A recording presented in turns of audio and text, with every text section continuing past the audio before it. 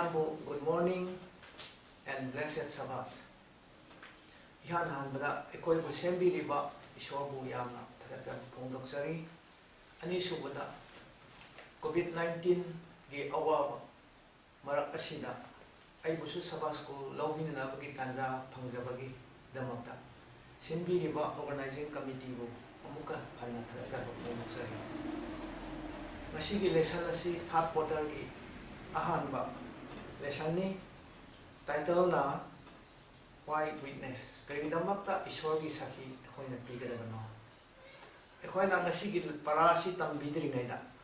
chatkraba hata adugi lesson adu ekhoi amuka ningsingsi James chapter 1 verse 22 da just sit listen and do nothing ayamba ekhoi gi Christian gi members in na church ta during Sabbath school OBI divine OBI at any ekhoi worship service OBI pastor singna evangelist singna leader singna afaba wapa church ta ekhoi bu tambirabusu ekhoi tuminna karisu tawdaduna ekhoi lei masigi maramda ngasi gi para asi moruiba ekhoi ngasi gi para asina ekhoi bu illustration yam tawbi ngasi gi memory verse asida 1 Timothy 2:3 and 4 da ekhoi paminasi this is good and pleases God our Savior kanbiba mapu ishorgi apamba apaba adu asini God wants everyone to be saved ishona mi makai adu kanbiba pami and fully understand the truth achumba adu kami hera apa adu pagna sabada leba koigi sembi bisho nasigi nungai khaba sabat numit asida nahakna nahagi afabo pa tambina bagi tanja hangja bagi tambi shona hapu thagachari tagadoriba tambi gidariba punumakta nahagi bor adu pibigana khange hairaga nahagi sakhi piba oiba ngamna pa mayam bu nahagna bor pibiu ani suda papu Yesu Krista gumi ta bijabani amen masi yam nuaiba amana ekoi gi marakta yamna experience leraba ekoi gi pastor Abui mahakso Sabbath school discussion gi damakta ekoi gi rakta leire ai na monda Sabbath school gi question ama ihan hanbada hangingi pastor Yesu gi maramda kari gi damakta ekoi na miyamda sakhi pigedabno question si yamma important hoiba mayamna khampham thokpa maram lei kari damagta hoina Yesugi maram Yesugi nungsiba se satnaga mingonda su sakhi piba kari maram darka lebano haiba matam sida ishorna ekhoibu kanbi bogonna atopa misingbu su mangbada leba misingbu su kanbi ningi adubu akhoina khangada bisidi maru aiba ahanbada saikadaba ekhoi ase ishorgi kanbi bodo hana khampham thoi magi nungsibu do hana adu natrabde ekhoi satnabasu ngangpham leite kari ngangre habsu leite khangde adu bo sumaina haye bible da Romans chapter 10 verse 14 da makhoina thajadaba mi adu bo makhoina karam haina kawbani adu makhoina taadaba ni adu bo karam haina thajabada makhoina khangdaba ishod bo tambidrabdi karam haina makhoina kawbadra takpiba leitrabadi karam haina thajabani duwa Tabi balaidrabadi karamaina koi ishorga maram taba phangani maram aduna akoina khangadabasidi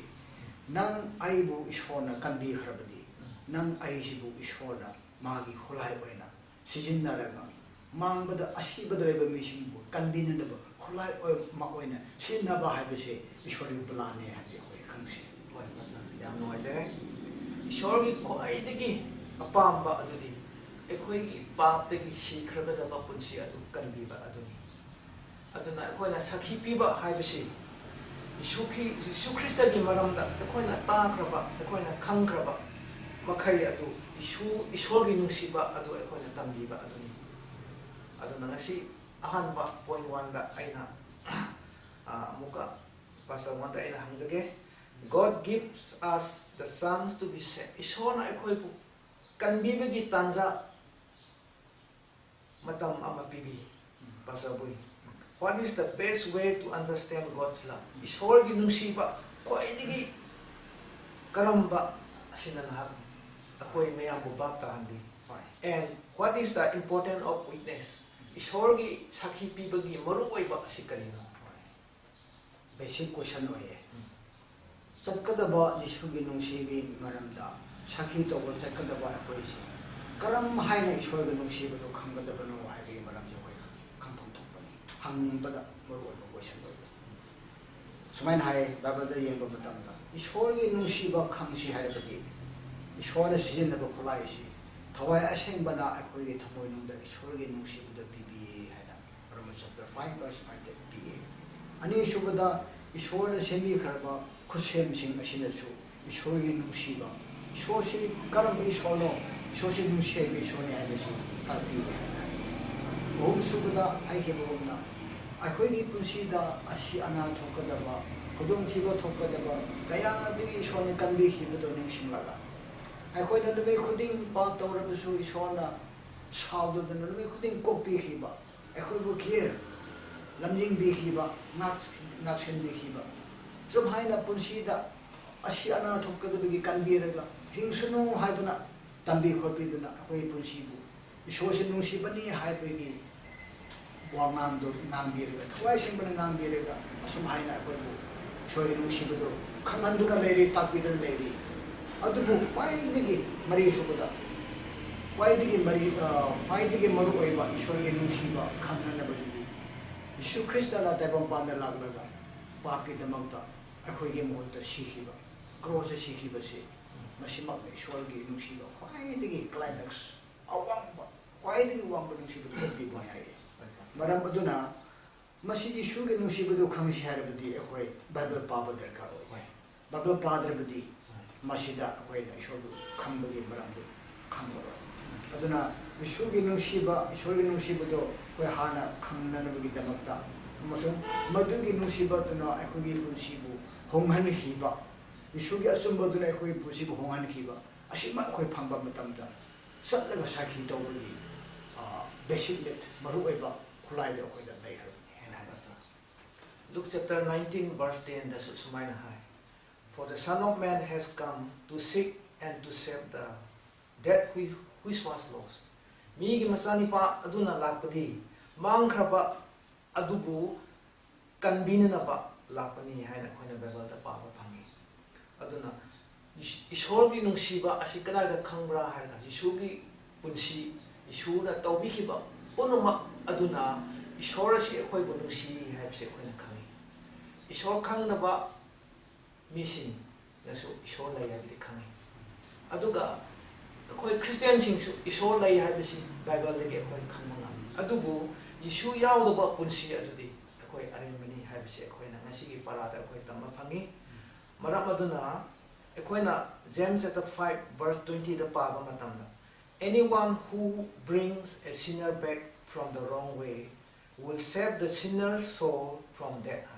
Kanagumba mi amana papi amabu amuk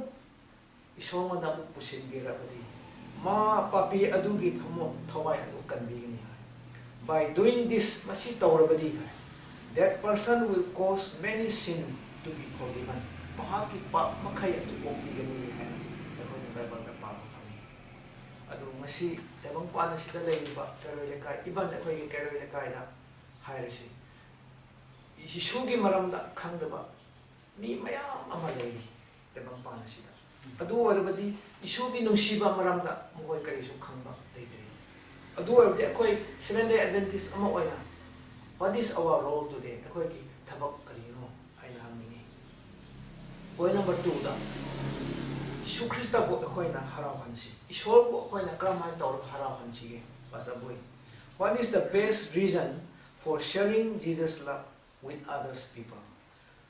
Ako'y na Yeshu Krista gi nungsibagi maramda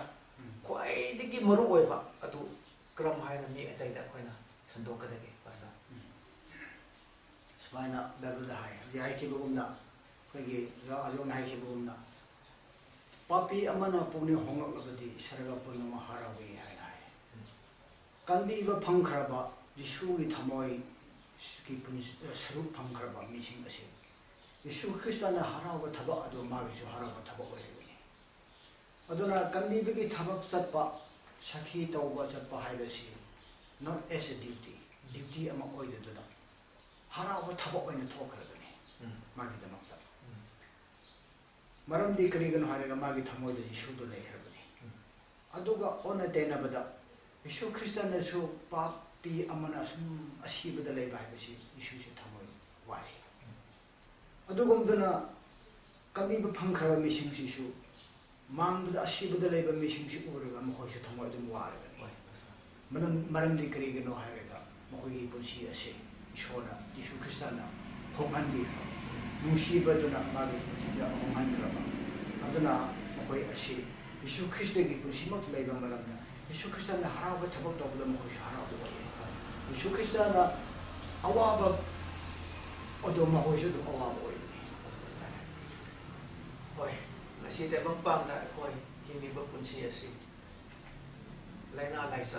COVID-19. Asi digi hen ma sathi ba laina mayam asi lairi. Nasi toina yuharaba aduga ising isaw. Nasi mayum may kay panghan leiba panghan na ba. Asi ana broken heart thamoy kaya leiba imong mayam ama tebang pang da lairi. Ekoi na sungkhan ba isor haraw lang badra. Ekoi na khansi. Aina kanbata isor si kitang ay desu awa na ta bate bang pangi awa na mayam si isor na haraw ra hen khali adubo isor na haraw ba madilay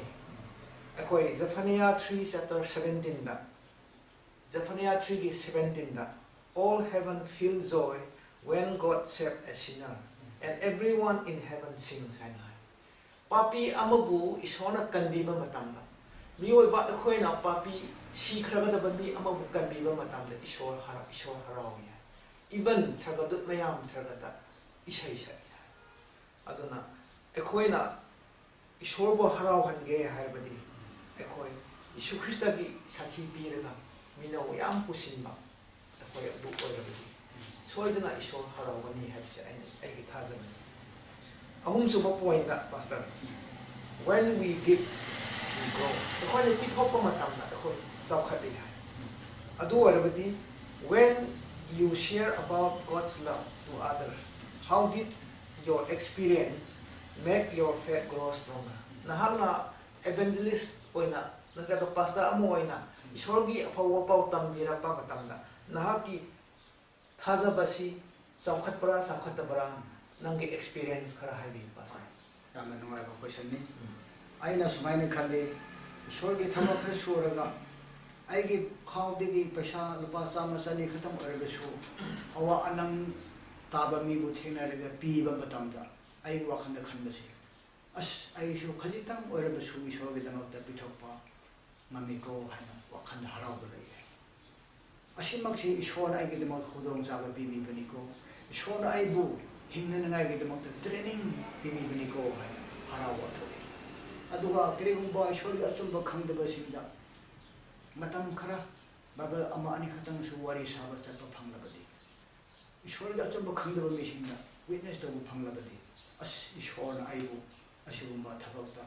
matam khalitang oirabasu sijinnanaba aibu matam pibi basi ishwar aibu su training tawraga holoma naidana phungsunu habegi khudong sabdu pibi bini ko ada yam harawa to aduna ishwar asigumba thabak tawbasna ishwar ga henna naksin hanba aingonda wakhale aduga aigi punsi si ishor mamangda khara belu de leire ko haiba wakhanda harawa nungai ba sawatpa henna tawraga aisi ishor mamangda maman tambu oigini ko sum tawrabdi ishor aibu chekchina ngapigini ko haiba umba henna harawa nungai ba chechimbu du lei nangna minau ama ani pusimba matamda nang gi wakhanda kri phawai pasa hoi masi aigi pangana natrabasu aigi pangana nate aina logi adubu ishor amagi kanbibigi thabakta sinnaba khulai ama oina sinnabase asimak prithibida laiba phagwa atopa leite hai sumai wakhanda harawa lei asimak na ishor thabakta hena suningba ishor gi mana hena naksana budo oile tugan pasarna haraw bodigi aina khanbadi ishor na hena haraw ramani hana ai khali yam sambane ai gi experience da koi gi lekhidraba ai gi pa khongsangba magi khangjaba bible ishona bibi ke ba ma ke thajaba adu mana satpa mafam khuding da Bible pairaga yumda lapa mi oirabasu atai atai mafam da satlabasu mahaki imungda anaba mayam leirabasu saningai thatningai leitrabasu ishorgi aphabuwa pawasi mongonda mingonda atai da mahaki hainingba khaurangna mingonda aphabuwa pawasi tambinin mo wakhansi lai aina sumkhanda pasina magi akhangba ishorgi aphabuwa pawasi mingonda sandopa matamda magi thajabasi hena hena chawkhatni haibsi aina ipamonegi ai para ama paba phangi aduna ekhoigi thajaba asi mi mayamda ekhoina sandoktrabadi ekhoigi thajaba ekoi longba naidaba punsi ekoi phangani haina ekoi thajaraga Yesu Christa monda ekoi hingeba ekoigi thajaba nungaiba apabo pause atai da ekoina sandoktrabadi asida Bible da ekoigi outfone songa you are just like a dead sea na asiba samudra gummi asiba samudra dead sea habi marati madugi samudrugi manongdegi ahingba jiba kanasu leiba ngamde even napi phawa hawo ngamde adu warabadi ekoi Christian ama oina asiba samudrugumna ekoi oigadra aduna ngasi John chapter 7 verse 37-38 Yesu Christa na hai if anyone thirsts kanagumana khorang labadi let him come to me and drink hai engonda laaga thakjasno he who believes in me kanagumba mahakna aibu thajarbadi as the scripture say Bible na haibugumna out of his heart will flow river of living water mahaki thamoi digi ahingba turen ising adu chengani hai asi pastor asigi chapter gi mutungina revelation da sargada ahingba turen ising cheli haibadu adugi aduga manabra masigi Bible gi chapter asi sargada hingbigi turen cheli haiba adu mu haiba nate asigi Yesu Christa da thajaba misingda Yesu Christa ge nungsibagi paw ado phangba ado mingonda amu pithokpagi turen ama oina kanbiba gi hulai ama oina atopa sibada leiba miyamusu kanbina bagi hulai ama oina mana singthorpa Yesu ge nungsiba adu haibani aduna masida aina amu khara matham sathaningbo poindi Yesu na ngang ki bo haido mongondigi hingba turen sing adu singthorakani haiba athasina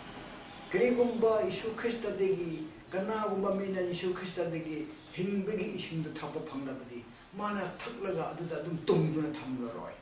asa hai hibuguna desibuna tungduna thamlaroi mongondegi amuk senthoragani hingbegi turensi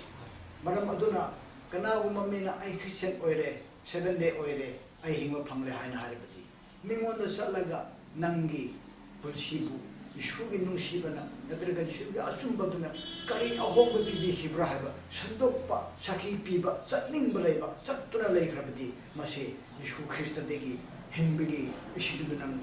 thappu phangre haibagi khudam amasuni haibasi bahina khamto bai pasa yam mojare akoina sigi matangda aina so hapchani basina Samaria gi nupi Yesuga unabana metaduna ahingba Yesu Christa gi ising adu phangraba matam aduna mahakna tuminna leide nupi adu khunda chatle haga mahaki phangraba thawai asengba mongoda thangraba shorgi ahingba ising adu khunda chatle haga ma phabo pausu Christa gi maramda tapire haga mayam Yesu Christa monda mahakna tusinno ngami aduna akhoina pasamonda mu hangjanding masina aphabo wapa akhoina khange haga akhoina mi mayamda akhoina tambidrabadi madugi danger adu karino pastor mase khoi khangpam thoi asa haikibugumna Yesu Christa da ahingba phangraba misingdi mongondigi karigumba amegi damakta tawningba amadi tawdun lebidi khanglabini haide adu karigumba nongondigi kari amathu chenthokningai kari amatusu pithokningai leidrabadi habidi kana amatusu nang sathoklaga tambi nanabasu babasu khangde haraba matam su nangde haraba excuse yam leikrabadi nangse hingba phangde haibe khudam amasuni haina khangdabani hoi pastor maramdi haikibugumna desi haibasida isingdi chenselai jadan turendigi chenselai adu masi ama lo oi hai desi se samudru ayambadigi mana lo oibasi fit lising ama samri ga trani to dum lo oi hai adu amang de chothu chenthok ningai ꯀꯔꯤꯁꯨ ꯎꯄꯥꯏ ꯂꯩꯇ꯭ꯔꯦ ꯑꯗꯨꯒꯨꯝꯗꯨꯅ ꯊꯋꯥꯏꯗꯨꯗ ꯌꯥꯝ ꯂꯣ ꯑꯣꯏꯈ꯭ꯔꯕ ꯑꯗꯨꯅ ꯆꯦꯟꯊꯣꯛꯅꯤꯡꯉꯥꯏ ꯃꯉꯣꯟꯗꯒꯤ ꯃꯤ ꯑꯇꯣꯞꯄꯒꯤ ꯄꯤꯊꯣꯛꯅꯤꯡꯉꯥꯏ ꯀꯔꯤꯁꯨ ꯂꯩꯇ꯭ꯔꯕ ꯑꯗꯨꯅ ꯇꯥꯛꯄ ꯑꯔꯊꯥꯗꯤ ꯅꯪ ꯑꯩꯒꯤ ꯄꯨꯟꯁꯤꯁꯦ ꯇꯝꯕꯤꯕꯗꯤ ꯌꯥꯝ ꯐꯪꯈ꯭ꯔꯕ ꯑꯆꯨꯝꯕꯗꯤ ꯌꯥꯝ ꯐꯪꯈ꯭ꯔꯕꯀꯣ ꯏꯁꯣꯔꯒꯤ ꯅꯨꯡꯁꯤꯕꯁꯨ ꯌꯥꯝ ꯐꯪꯈ꯭ꯔꯕ ꯑꯗꯨꯕꯨ ꯃꯤꯉꯣꯟꯗ ꯅꯉꯣꯟꯗꯒꯤ ꯐꯪꯈꯤꯕ ꯕꯣꯔ ꯃꯌꯥꯝ ꯏꯁꯣꯔ ꯅꯨꯡꯁꯤꯕ ꯃꯌꯥꯝꯗꯣ ꯄꯤꯊꯣꯛꯇ꯭ꯔꯕꯗꯤ ꯅꯪꯁꯦ ꯑꯁꯤꯕ ꯈ꯭ꯔꯤꯁꯇꯤꯌꯟꯗꯨꯅꯤ ꯍꯥꯏꯕꯁꯤ ꯑꯁꯤꯁꯨ ꯑꯩꯈꯣꯏ ꯈꯨꯗꯝ ꯍꯣꯏ ꯐꯪꯈ꯭ꯔꯦ ꯄꯥꯁꯇꯔ ꯌꯥꯝ ꯅꯨꯡꯉꯥꯏꯔꯦ ꯑꯗꯨꯅ ꯑꯩꯈꯣꯏꯕꯨ ꯀꯟꯕꯤꯕ ꯊꯕꯛ ꯑꯩꯈꯣꯏꯕꯨ ꯅꯨꯡꯁꯤꯕ ꯊꯕꯛ ꯃꯌꯥꯝ ꯑꯁꯤ ꯏꯁꯣꯔꯒꯤ ꯄ꯭ꯔꯚꯨ ꯈ꯭ꯔꯤꯁꯇꯒꯤ ꯊꯧꯖꯥꯜꯅꯤ ꯀꯣ ꯑꯗꯨꯅ ꯃꯁꯤꯒꯤ ꯃꯔꯝꯗ ꯄꯥꯁꯇꯔ ꯋꯥꯠ ꯏꯁ ꯒ꯭ꯔꯦꯁ ꯊꯧꯖꯥꯜ ꯑꯁꯤ ꯑꯆꯨꯝꯕ ꯃꯗꯨꯒꯤ ꯑꯔꯊ ꯑꯁꯤ ꯀꯔꯤꯅꯣ ꯄꯥꯁꯇꯔ ꯊꯧꯖꯥꯜ ꯍꯥꯏꯕꯁꯤ ꯄꯤꯐꯝ ꯊꯣꯛꯇꯕ ꯐꯪꯐꯝ ꯊꯣꯛꯇ꯭ꯔꯕ ꯃꯤꯗ ꯄꯤꯕꯤꯕ ꯅꯨꯡꯁꯤꯕ ꯑꯗꯨ ꯊꯧꯖꯥꯜ ꯍꯥꯏꯅ ꯀꯧꯏ ꯑꯦꯛꯖꯥꯝꯄꯜ ꯑꯣꯏꯅ ꯍꯥꯏꯔꯕꯗ ꯑꯗꯝꯒꯤ ꯏꯞꯅ ꯄꯥꯞ ꯇꯧꯈ꯭ꯔꯕ ꯃꯇꯝꯗ ꯏꯁꯣꯔꯕꯨ ꯎꯅꯕ ꯀꯤꯗꯨꯅ ꯏꯪꯈꯣꯜꯗ ꯂꯣꯠꯇꯨꯅ ꯂꯩꯈ꯭ꯔꯦ ꯍꯥꯏꯌꯦ ꯑꯗꯨ ꯏꯁꯣꯔꯅ ꯑꯗꯝ ꯍꯥꯏꯅ ꯂꯧꯔꯛꯏ ꯑꯗꯨ ꯏꯁꯣꯔꯒꯤ ꯊꯧꯖꯥꯜꯅꯤ ꯃꯈꯣꯏꯅ ꯈꯟꯕꯗꯤ ꯑꯩꯈꯣꯏꯁꯤ ꯏꯁꯣꯔꯅ ꯍꯥꯏꯕ ꯏꯟꯗ꯭ꯔꯦ ꯏꯁꯣꯔꯅ ꯗꯟꯗꯤ ꯄꯤꯔꯒꯅꯤ ꯍꯥꯏꯅ ꯈꯜꯂꯝꯃꯤ ꯑꯗꯨꯕꯨ ꯃꯥꯡꯈ꯭ꯔꯕ ꯄꯥꯞꯇ ꯇꯥꯔꯒ ꯂꯣꯝꯕ ꯅꯥꯏꯗꯅ ꯁꯤꯒꯗꯕ ꯑꯗꯨꯕꯨ ꯏꯁꯣꯔꯅ ꯊꯤꯔꯛꯂꯒ ꯀꯟꯕꯤꯅꯅꯕꯒꯤ ꯄ꯭ꯔꯣꯃꯤꯁ ꯄꯤꯔꯝꯕꯗꯣ ꯅꯈꯣꯏꯒꯤꯗꯃꯛꯇ ꯀꯟꯕꯤꯅꯅꯕ ꯅꯆꯥꯅꯨꯄꯥ ꯑꯃ ꯄꯣꯛꯀꯅꯤꯀꯣ ꯂꯤꯟꯒꯤ ꯃꯀꯣꯛ ꯊꯨꯒꯥꯏꯅꯅꯕ ꯅꯆꯥꯅꯨꯄꯥ ꯑꯃ ꯄꯣꯛꯀꯅꯤꯀꯣ ꯍꯥꯏꯕ ꯀꯟꯕꯤꯅꯅꯕꯒꯤꯗꯨ ꯊꯤꯔꯛꯄ ꯑꯣꯏꯈꯤ ꯃꯗꯨ ꯊꯧꯖꯥꯜꯅꯤ ꯃꯁꯤꯁꯨ ꯑꯩꯈꯣꯏ ꯏꯁꯣꯔꯒꯤ ꯅꯨꯡꯁꯤꯕ ꯈꯪꯗꯗꯅ ꯌꯤꯁꯨꯁꯦ ꯀꯅꯥꯅꯣ ꯍꯥꯏꯕ ꯈꯪꯗꯗꯅ ꯅꯨꯃꯤꯠ ꯈꯨꯗꯤꯡꯒꯤ ꯑꯩꯈꯣꯏꯕꯨ ꯑꯁꯤ ꯑꯅꯥꯗꯒꯤ ꯀꯟꯕꯤꯗꯨꯅ ꯂꯩꯔꯤꯀꯣ ꯄ꯭ꯔꯤꯊꯤꯕꯤꯒꯤ ꯄꯨꯟꯁꯤ ꯈꯪꯅꯗꯗꯨꯅ ꯂꯣꯝꯕ ꯅꯥꯏꯗ ꯍꯤꯡꯅꯤꯡꯉꯥꯏꯒꯤꯗꯃꯛꯇ ꯅꯪ ꯑꯩ ꯄꯥꯞ ꯇꯧꯗꯨꯅ ꯂꯩꯔꯤꯉꯩ ꯃꯇꯝꯗ ꯅꯨꯃꯤꯠ ꯈꯨꯗꯤꯡꯃꯛꯄꯨ ꯁꯥꯎꯍꯟꯗꯨꯅ ꯍꯤꯡꯕ ꯄꯨꯟꯁꯤꯕꯨ ꯀ꯭ꯔꯣꯁꯇ ꯁꯤꯕꯤꯔꯒ ꯅꯪꯒꯤ ꯄꯥꯞꯇꯨꯒꯤ ꯃꯍꯨꯠ ꯁꯤꯈꯤꯕꯗꯣ ꯑꯁꯤꯃꯛꯁꯤ ꯏꯁꯣꯔꯒꯤ ꯊꯧꯖꯥꯜꯅꯤ ꯑꯁꯤ ꯅꯤꯡꯁꯤꯡꯕ ꯃꯇꯝꯗ ꯑꯩꯈꯣꯏ ꯄ꯭ꯔꯚꯨ ꯑꯩ ꯂꯥꯏꯈ꯭ꯔꯦꯀꯣ ꯅꯪꯒꯤ ꯅꯨꯡꯁꯤꯕ ꯑꯩ ꯈꯪꯂꯝꯗꯦꯀꯣ ꯍꯥꯏꯗꯅ ꯄꯤ ꯇꯥꯔꯒ ꯌꯤꯁꯨꯗ ꯍꯜꯂꯛꯄꯗꯣ ꯑꯩꯈꯣꯏ ꯈꯪꯗꯕ ꯃꯇꯝꯗꯗꯤ ꯂꯩꯔꯝꯃꯦ ꯑꯗꯨꯕꯨ ꯈꯪꯂꯕꯗꯤ ꯑꯩꯈꯣꯏ ꯄꯤ ꯇꯥꯅ ꯍꯜꯂꯛꯅꯤꯡꯈ꯭ꯔꯕꯅꯤ ꯑꯗꯨꯒꯨꯝꯕ ꯅꯨꯡꯁꯤꯕꯅ ꯐꯥꯈ꯭ꯔꯕ ꯊꯃꯣꯏ ꯑꯗꯣ ꯀꯔꯤꯁꯨ ꯏꯁꯣꯔꯗꯒꯤ ꯆꯠꯊꯣꯛꯂꯔꯣꯏ ꯀꯔꯤꯒꯨꯝꯕ ꯃꯥꯒꯤꯗꯃꯛꯇ ꯊꯕꯛ ꯇꯧꯅꯤꯡꯕ ꯈꯔꯗꯤ ꯂꯩꯔꯒꯅꯤ ꯑꯁꯤ ꯑꯩꯅ ꯍꯥꯏꯅꯤꯡꯉꯤ ꯍꯣꯏ ꯑꯩꯈꯣꯏꯅ ꯗꯤꯐꯤꯅꯤꯁꯟꯗ ꯒ꯭ꯔꯦꯁ ꯏꯁ ꯒꯣꯗꯁ ꯒꯤꯐꯠ ꯍꯥꯏ ꯏꯁꯣꯔꯒꯤ ꯈꯨꯗꯣꯜꯄꯣꯠ ꯑꯣꯐ ꯃꯔꯁꯤ ꯐꯣꯔꯒꯤꯞꯅꯦꯁ ꯑꯦꯟ ꯄꯥꯋꯔ ꯑꯣꯚꯔ ꯁꯤꯟ ꯍꯥꯏꯅꯁꯨ ꯍꯥꯏ ꯀꯣꯛꯄꯤꯕ ꯑꯗꯨꯒ ꯄꯥꯞꯄꯒꯤꯗꯤ ꯉꯝꯕ ꯄꯥꯡꯒꯜ ꯑꯗꯨ ꯑꯩꯈꯣꯏꯅ ꯍꯥꯏ ꯑꯗꯨꯅ ꯑꯩꯈꯣꯏ ꯑꯁꯤ ꯀꯔꯝ ꯍꯥꯏꯅ ꯇꯧꯔꯒ ꯑꯩꯈꯣꯏꯒꯤ ꯊꯃꯣꯏꯅꯨꯡꯗꯒꯤ ꯑꯍꯤꯡꯕ ꯏꯁꯤꯡ ꯑꯁꯤ ꯀꯔꯝ ꯍꯥꯏꯅ ꯆꯦꯟꯊꯣꯛꯍꯟꯒꯅꯤ ꯀꯔꯝ ꯍꯥꯏꯅ ꯇꯧꯔꯒ ꯊꯋꯥꯏ ꯑꯁꯦꯡꯕ ꯑꯩꯈꯣꯏꯉꯣꯟꯗ ꯀꯔꯝ ꯍꯥꯏꯅ ꯇꯧꯔꯒ ꯐꯪꯒꯗꯒꯦ ꯄꯥꯁꯇꯔ ꯑꯗꯨ ꯌꯥꯝꯅ ꯕꯦꯁꯤꯛ ꯑꯣꯏꯈ꯭ꯔꯦ ꯃꯤ ꯑꯃꯕꯨ ꯁꯥꯈꯤ ꯇꯧꯕ ꯆꯠꯂꯣ ꯌꯤꯁꯨꯒꯤ ꯑꯆꯨꯝꯕ ꯇꯥꯛꯄꯤꯕ ꯆꯠꯂꯣ ꯌꯤꯁꯨꯒꯤ ꯅꯨꯡꯁꯤꯕ ꯇꯥꯛꯄꯤꯕ ꯆꯠꯂꯣ ꯍꯥꯏꯅ ꯍꯥꯏꯔꯕꯁꯨ ꯗ꯭ꯌꯨꯇꯤ ꯑꯣꯏꯅ ꯆꯠꯈꯤꯒꯅꯤ ꯉꯁꯤ ꯑꯩꯈꯣꯏ ꯏꯚꯦꯟꯖꯦꯂꯤꯁ ꯋꯥꯔꯀꯔꯁꯤꯡ ꯊꯥꯒꯤ ꯇꯣꯂꯣꯞ ꯄꯤꯔꯒ ꯄꯥꯎ ꯁꯟꯗꯣꯛꯇꯨꯅ ꯆꯠꯂꯤ ꯃꯁꯤ ꯇꯁꯦꯡꯅ ꯌꯤꯁꯨꯕꯨ ꯅꯨꯡꯁꯤꯕꯗꯨ ꯐꯪꯈ꯭ꯔꯕ꯭ꯔꯥ ꯍꯥꯏꯕꯁꯨ ꯀꯣꯏꯁꯟ ꯍꯪꯕ ꯗꯔꯀꯥꯔ ꯑꯣꯏꯗꯦ ꯑꯗꯨꯕꯨ ꯁꯤꯗ ꯑꯩꯈꯣꯏꯅ ꯈꯪꯒꯗꯕꯁꯤꯗꯤ ꯏꯁꯣꯔꯒꯤ ꯅꯨꯡꯁꯤꯕ ꯍꯥꯟꯅ ꯈꯪꯐꯝ ꯊꯣꯛꯏ ꯅꯪꯒꯤ ꯄꯨꯟꯁꯤꯗ ꯏꯁꯣꯔꯒꯤ ꯅꯨꯡꯁꯤꯕꯅ ꯀꯔꯤ ꯑꯍꯣꯡꯕ ꯄꯤꯕꯤꯈꯤꯕ ꯌꯤꯁꯨꯒꯤ ꯑꯆꯨꯝꯕꯗꯨꯅ ꯅꯪꯒꯤ ꯄꯨꯟꯁꯤꯗ ꯀꯔꯤ ꯑꯍꯣꯡꯕ ꯄꯤꯕꯤꯈꯤꯕ ꯍꯥꯏꯕꯁꯤ ꯍꯥꯟꯅ ꯈꯪꯐꯝ ꯊꯣꯛꯏ ꯏꯁꯣꯔꯒꯤ ꯅꯨꯡꯁꯤꯕꯁꯤ ꯈꯪꯁꯤ ꯍꯥꯏꯔꯕꯗꯤ ꯕꯥꯏꯕꯜ ꯁ꯭ꯇꯗꯤ ꯇꯧꯐꯝ ꯊꯣꯛꯏ ꯑꯗꯨꯒ ꯇꯧꯒꯗꯕ ꯊꯕꯛ ꯑꯍꯨꯝ ꯍꯥꯏꯕꯗꯤ ꯕꯥꯏꯕꯜ ꯁ꯭ꯇꯗꯤ ꯇꯧꯕ ꯑꯅꯤꯁꯨꯕꯗ ꯄ꯭ꯔꯊꯅꯥ ꯇꯧꯕ ꯑꯍꯨꯝꯁꯨꯕꯗ ꯋꯤꯠꯅꯦꯁꯤꯡ ꯁꯥꯈꯤ ꯇꯧꯕ ꯆꯠꯄ ꯃꯁꯤ ꯑꯍꯨꯝꯁꯦ ꯈ꯭ꯔꯤꯁꯇꯤꯌꯟ ꯑꯃꯒꯤ ꯄꯨꯟꯁꯤꯗ ꯌꯨꯝꯕꯤ ꯑꯍꯨꯝꯅꯤ ꯅꯪ ꯁꯥꯈꯤ ꯇꯧꯕ ꯆꯠꯂꯕꯁꯨ ꯕꯥꯏꯕꯜ ꯁ꯭ꯇꯗꯤ ꯇꯧꯗ꯭ꯔꯕꯗꯤ ꯀꯔꯤ ꯉꯥꯡꯒꯅꯤ ꯍꯥꯏꯕ ꯈꯪꯂꯣꯏ ꯄ꯭ꯔꯊꯅꯥ ꯇꯧꯗ꯭ꯔꯕꯗꯤ ꯏꯁꯣꯔꯒꯤ ꯁꯛꯇꯤ ꯄꯥꯡꯒꯜ ꯐꯪꯂꯣꯏ ꯏꯁꯣꯔꯒꯤ ꯊꯋꯥꯏ ꯑꯁꯦꯡꯕꯒꯤ ꯄꯥꯡꯒꯜꯁꯨ ꯐꯪꯂꯣꯏ ꯑꯗꯨꯅ ꯕꯥꯏꯕꯜ ꯁ꯭ꯇꯗꯤ ꯇꯧꯗꯗꯨꯅ ꯋꯤꯠꯅꯦꯁꯤꯡ ꯆꯠꯄꯁꯨ ꯌꯥꯔꯣꯏ ꯕꯥꯏꯕꯜ ꯁ꯭ꯇꯗꯤ ꯇꯧꯕ ꯃꯇꯝꯗ ꯏꯁꯣꯔꯒꯤ ꯅꯨꯡꯁꯤꯕꯗꯨ ꯅꯪ ꯈꯪꯒꯅꯤ ꯀꯔꯤ ꯉꯥꯡꯒꯅꯤ ꯍꯥꯏꯕ ꯅꯪ ꯈꯪꯒꯅꯤ ꯄ꯭ꯔꯊꯅꯥ ꯇꯧꯒꯅꯤ ꯑꯍꯨꯝꯁꯤ ꯆꯠꯃꯤꯟꯅꯒꯗꯕꯅꯤ ꯑꯁꯤꯃꯛꯁꯤꯅ ꯅꯪꯕꯨ ꯄꯥꯡꯒꯜ ꯀꯟꯍꯟꯒꯅꯤ ꯅꯪꯕꯨ ꯆꯥꯎꯍꯟꯒꯅꯤ ꯀꯔꯤ ꯉꯥꯡꯒꯅꯤ ꯀꯔꯤ ꯇꯧꯒꯅꯤ ꯍꯥꯏꯕ ꯑꯁꯤꯅ ꯑꯩꯈꯣꯏ ꯇꯧꯐꯝ ꯊꯣꯛꯏ ꯑꯁꯤ ꯑꯍꯨꯝ ꯑꯁꯤ ꯇꯧꯕ ꯃꯇꯝꯗ ꯑꯩꯈꯣꯏ ꯏꯁꯣꯔꯒꯤ ꯅꯨꯡꯁꯤꯕꯗꯣ ꯈꯪꯂꯛꯀꯅꯤ ꯑꯗꯨꯅ ꯈ꯭ꯔꯤꯁꯇꯤꯌꯟꯒꯤ ꯄꯨꯟꯁꯤꯗꯤ ꯑꯩꯈꯣꯏ ꯑꯁꯤꯕ ꯁꯃꯨꯗ꯭ꯔꯒꯨꯝꯅ ꯑꯣꯏꯕ ꯅꯨꯡꯁꯤ ꯑꯗꯨꯅ ꯑꯩꯈꯣꯏ ꯃꯔꯨꯑꯣꯏꯅ ꯑꯩꯈꯣꯏ ꯑꯦꯗꯚꯦꯟꯇꯤꯁꯀꯤ ꯈ꯭ꯔꯤꯁꯇꯤꯌꯟꯁꯤꯡꯁꯤ ꯏꯁꯣꯔꯒꯤ ꯑꯐꯕ ꯋꯥꯄꯥꯎꯁꯤ ꯑꯩꯈꯣꯏ ꯈꯪꯉꯤ ꯑꯆꯨꯝꯕꯁꯤ ꯑꯩꯈꯣꯏ ꯈꯪꯉꯤ ꯑꯩꯈꯣꯏ ꯇꯨꯃꯤꯟꯅ ꯂꯩ ꯃꯁꯤꯒꯤ ꯑꯔꯊꯥꯗꯤ ꯑꯩꯈꯣꯏꯁꯤ ꯑꯁꯤꯕ ꯁꯃꯨꯗ꯭ꯔꯒꯨꯝꯕꯅꯤ ꯑꯗꯨꯅ ꯑꯩꯈꯣꯏꯁꯤ selfish habdi akhoi khaktagi khanba adu akhoi oigunsi Christian gi punsidi akhoi khaktagi khanba adu akhoi oigunsi ishor gi apabu wapau sandoba khak nata mi atai bu caring tawbiba nungsibiba adu ka mateng pangbiba asi akhoi tawdraba Christian amagi punsini adu ngasi dagi hauduna Isu Kristana akhoi gi damakta tawbikiba mayam adu akhoi asiba samudrugumna kanisu hawat pangamdaba punsi gumna akhoi lai nusi hebsi ai mayam comment biningi mari suba point da Isu Krista gi haibi inba gi maramda aina mayam da share tawjage 2 Peter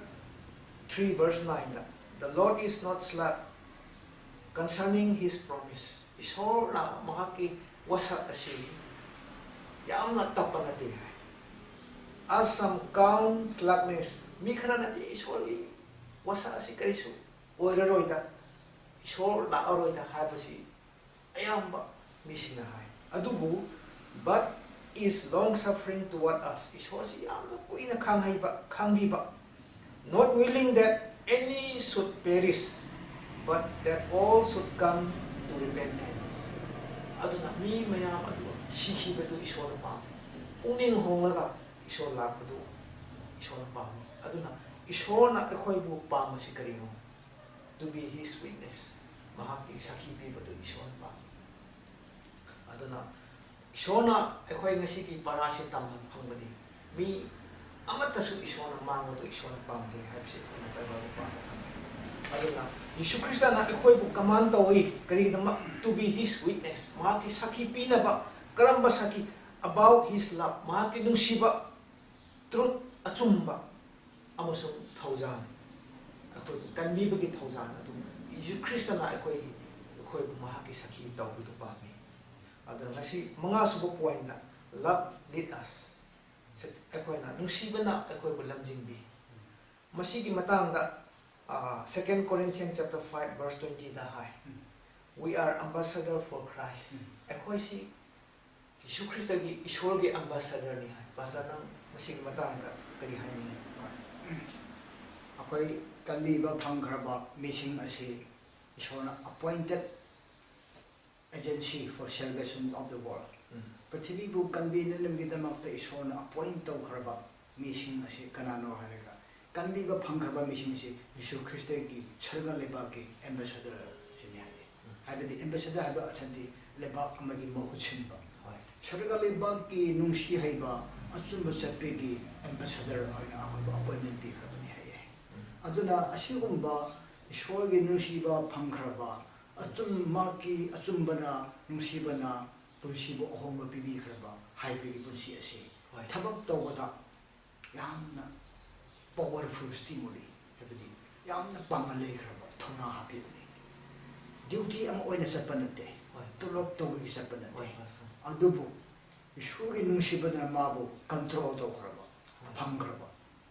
pona maha Christian oidringaida maha Yesu Krista bu yeknaduna Yesu Krista ge mission bu hat aga chatna leringaida magi matik sabu dandi pibidraga Yesu Krista na magi nungsiba na mabu magi ni thawleba ge damada ambassador oina khando piba matamda Yesu Krista ge nungsiba na mabu phaba matamda Yesu ge damada thabak toba haibase magi de not as a duty adubu harabu oina mapuji kathop phawda magi harabu oina sigirba matamde sona takpiribase ai sigirba matamna khare ai ro ishoge de ira pot oina katnagani ai masidi ge haloroi haidra harana ma thoba doki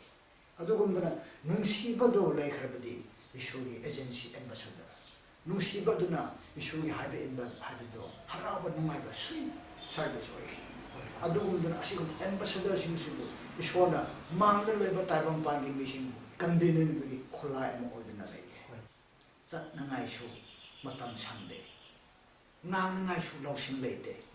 paisa su leite suman excuse yam lege aduna ahan bade khoi gi punsida ishona kari ohomba pihiba nusibaduna kari phabjin khiba nung magi achumbuduna khoibo kari hongan ki bhabse hana ka bombo all the experience that akhoi now khara taminasi all na high the love of Christ control us Yesu ki nungsibana ai ulam jingbi 2 Corinthians chapter 5 verse 14 na Paul gi preaching na mi amana mangkhragadaba mi amana soikhragadaba adugi damakta mahaki caring tawbiba nungsibiba Yesu Christa gi way of preaching mahaki thamoin na nungsibasina lamjingbi hai aduna ekhoisu